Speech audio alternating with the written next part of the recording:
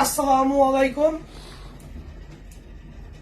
1971 সালে আমাদের এই বাঙালি সমস্ত জাতি মিলে আমরা যে আপ্রাণ লড়াই করেছি, তার বিনিময়ে আমরা এখন বাংলাদেশকে অর্জন করেছি।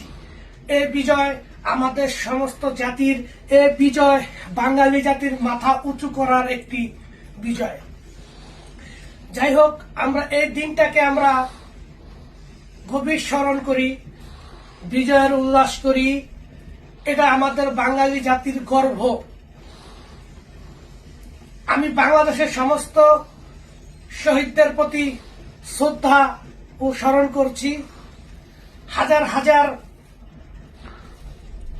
নারী এই যুদ্ধে তাদের জীবন দিয়েছেন, অনেক কষ্ট ত্যাগ করেছেন। সেই সমস্ত নারীদের প্রতিও আমার শ্রদ্ধা ও সম্মান জানাচ্ছি। আমি বাঙালি জাতিকে বলছি, 1971 সালের বিরুদ্ধে যারা, তাদের বিরোধিতা করেন, আর যারা বাঙালি জাতির পক্ষে, তাদের পক্ষে থাকেন। কোন রাজনৈতিক নয়, সমস্ত জাতিকে নিয়ে থাকুন। কোন ধর্ম নয়, সমস্ত ধর্মকে নিয়ে থাকুন।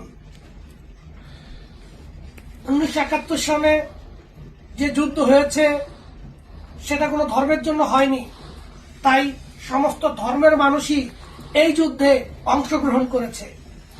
তাই আমি আশা করব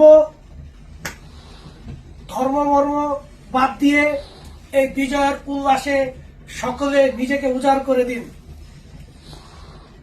আমার জন্য দুর্ভাগ্য,